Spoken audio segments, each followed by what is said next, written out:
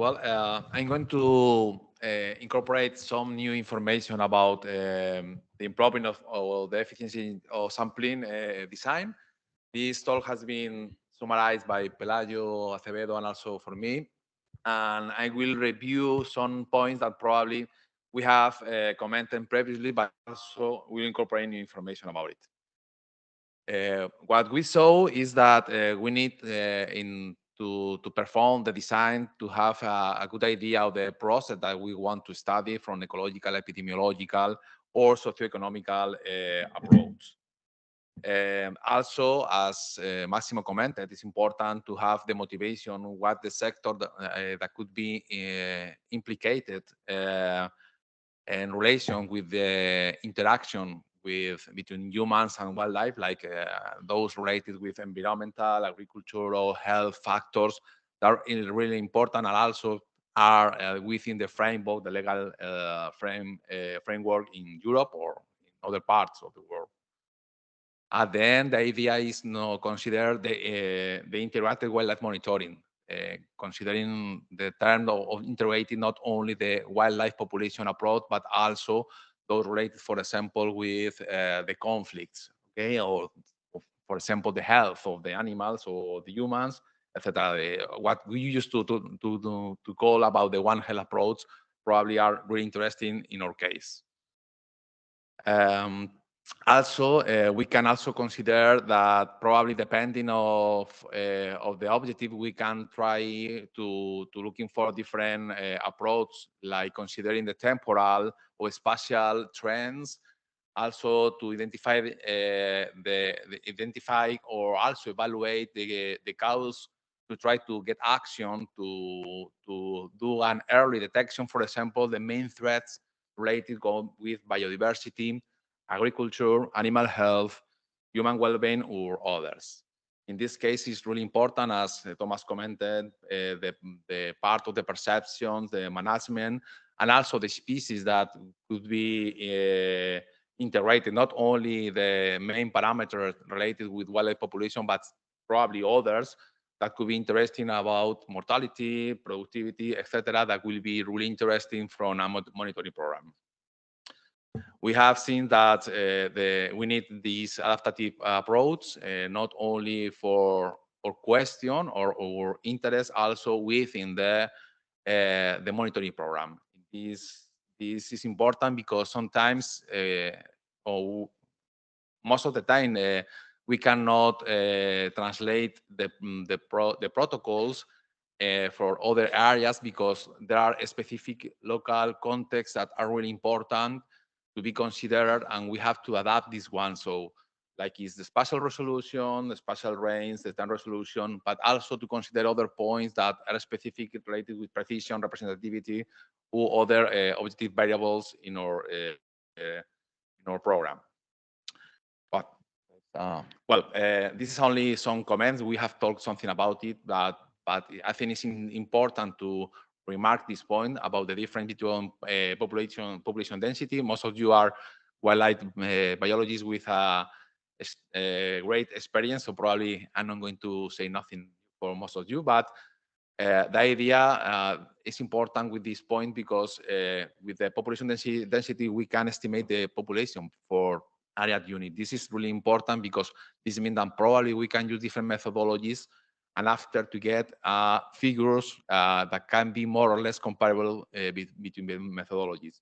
In the case of the relative abundance, the main problem that we have is that sometimes we are working in different dimensions and it's more complicated to do these comparisons. But in most of the case, we used to get any way to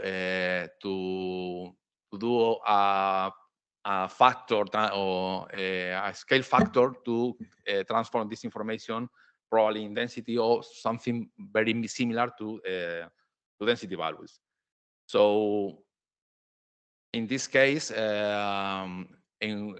can improve the quality of the data, but in other cases, it's not possible to scale this information with population density because probably the cost will be a limitation for most of the case. This means also that that we need also to consider different parameters like the precisions, the degree of similitude that we are going to obtain with the different estimate that we are doing, but also the accuracy. The accuracy in wildlife sometimes in wildlife population is really complicated because most of the time we don't have this kind of information. So we used to focus mainly in the precision, but also this one will be conditioned or more or less with the sampling effort. That this sampling effort will be also affected by the detectability and the variability that we'll have for a specific species, but also with the methodology that we are using. Also, the design could be really important, how we are doing the different approach for do the sampling. Probably the random sampling should be the more frequent or the more famous approach, but in most of the case, this approach could have some mistakes or some problems because we can find that our population is aggregated. This means that probably we can reduce our capacity to represent adequately the population. In this case, other approach like balanced stratified sampling, for example, will be a better approach, but because probably we can reduce the error that we are doing. But also it's possible to combine different approaches depending on the species and also the methodology that we are using.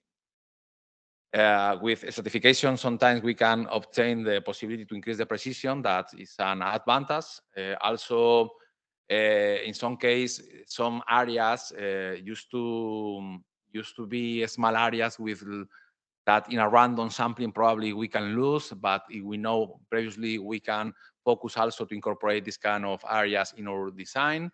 And also we can consider other important point like the sampling heterogeneity. That if we know that some area has a lot heterogeneity, we can increase the effort in this section. But also if in the opposite situation, when we have a sampling homogeneity of the area, we can reduce the effort and also to optimize the time and the effort that we did. This image from the guides that you can get in the web and of Mammal Web, sorry, the observatory. You can see that some example where you have different stratus, and how important is to cover the area, the main area of the study area, but also considering the different habitat in the sampling area with methodology, with the transect, or for example with the sample plot for that is what we use, for example, with the camera trap. The question is that the trade-off between the reliability and the applicable scales, well, probably is the logistic or the result that we have. So probably is going to conditionate what is the methodology that we are going to use. We have seen with Thomas also that we have different analytical approach, that from density to relative estimate, but also with different direct methods or relative indirect methods that could be really useful. And most of them has been in the case for carnivores or in the case of ungulates, we did a full revision of this kind of methodology that you can find also in the observatory web or ENETWILD web, where we describe the most applicable methodologies to be used for different species. That will be useful in the case you are interested to apply some of them. This only an example with a red deer where it's possible to consider different methodologies and also to consider different parameters like the precisions. The ease of learning also is really important because in sometimes we take advantage of some people or citizens in some case, or another case could be professional, but probably with not similar skill that wildlife biologists, and they have to apply this methodology. Also, it's important to know if it is easy or not to be applied. And also, it's possible that some methodology will work better depending on the density or the abundance of this species. So this kind of approach also is interesting to evaluate which methodology we can use depending on the species or the group of species that we are using. This is a review that you can see more or less what has been the trends with different methodologies for monitoring different continents. Only to remark that probably the hunting bug is beginning to lose the power to be used like the main approach, but also we can see that other approach like camera trap is beginning to be one of the most important approaches to be applied in monitoring of wildlife. Only like a view of the situation. We have, as also Thomas commented about the different approach. Here we are considering the regional scale. In general, it's a large road information based more or less in relative abundance. In this case, we are talking about the hunting bugs, and that are really useful to have information at large scale, as is in the case of the ENETWILD project. Also, the use of road kills that is possible in some cases. Incorporate information to be used like abundance indicators only about the reports of the crash, and even when we know that this kind of data have an bias because it's associated to the road, also it's possible to control this kind of information to be incorporated to estimate the abundance of animals at large scales. And the use also the citizen science could be other example that we can try to take advantage to have an idea on a large scales. But this methodology have some limitations, and probably we have to looking for the way to optimize this approach. For the spatial, I'm going to give some example. The spatial approach increase the resolution. For example, the hunting method that like hunting ground. In most of the case, the information that we have received for the ENETWILD was related to administrative level. In other case, was municipalities, and in the best case, were hunting ground. When possible, to promote the incorporation of high-level resolution will be okay, not only in the spatial, but also in the temporal approach. Most of the case, we have season data or world hunting season. If it is possible to incorporate data from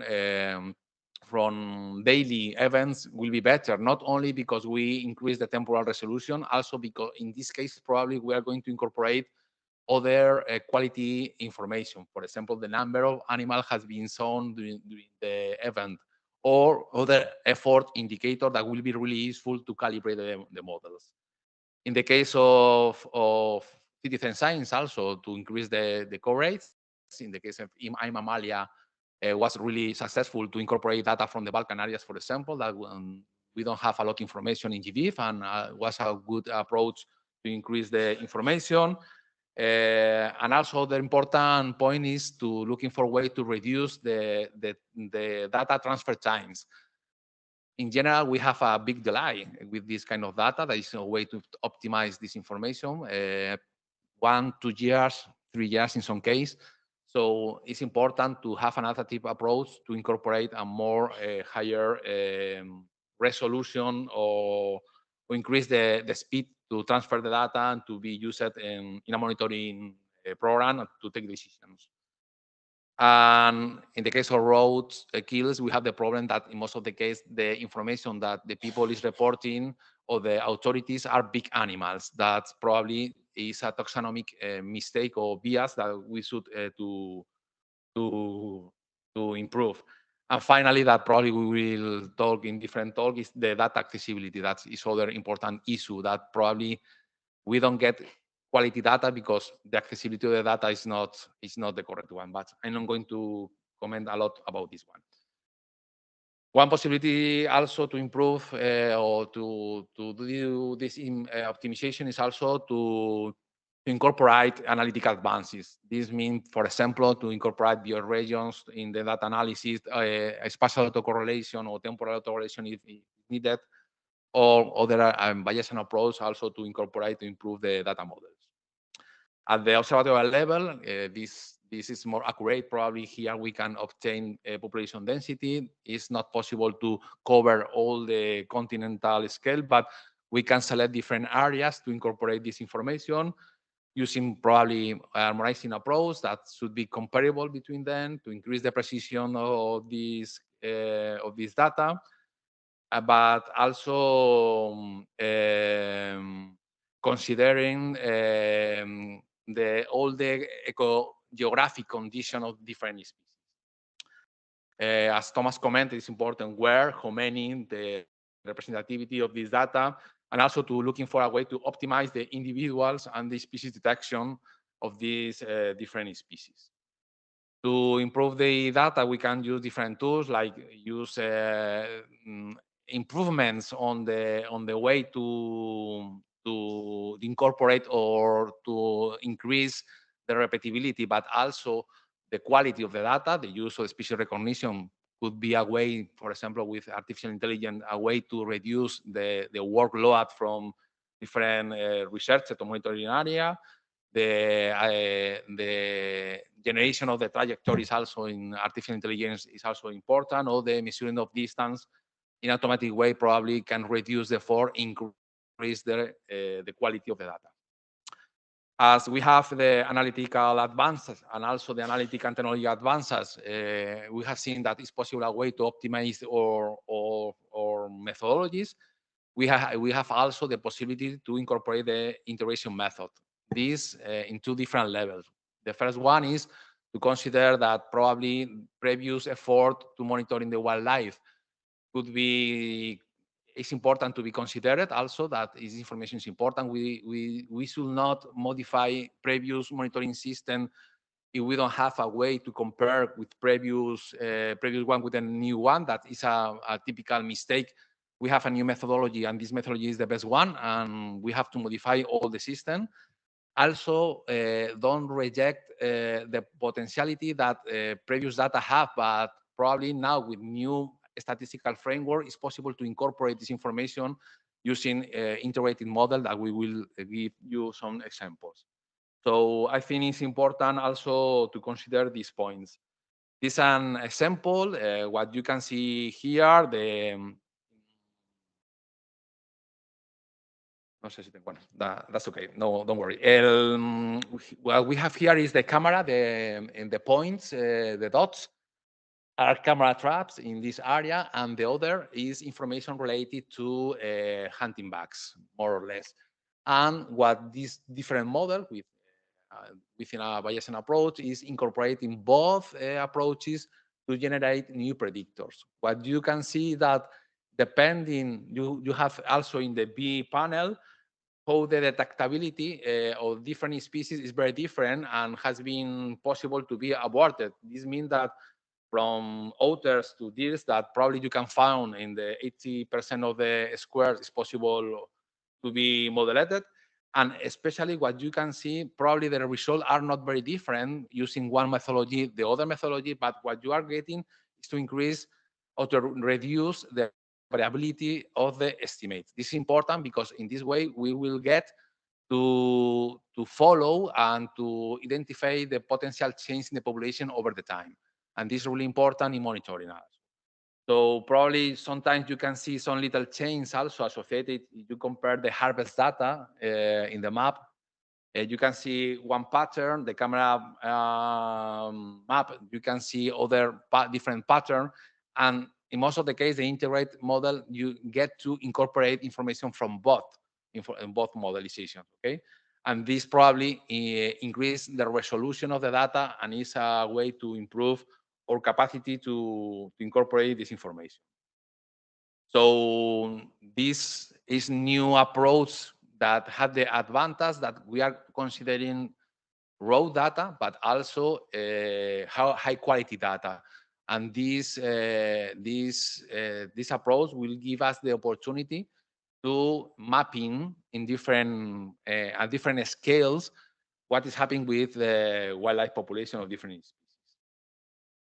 Only for finish, this is the map. This is an example in Castilla-La Mancha, only to give you some details. What you are seeing in the upper map is the environmental distribution using environmental, climatic, but also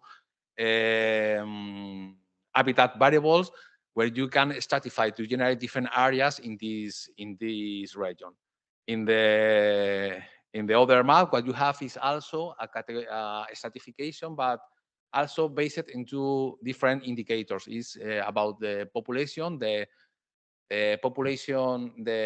abundance of wildlife, and the trends of wildlife based on hunting bags. So you can generate different groups or clusters of population within this region. With this region, we can design now different observatories or areas to study using this categorization, based in hunting bags. I explained it, and use this kind of methodologies like distance sampling, counting, depending on species, and camera trap network to try to estimate the wildlife population.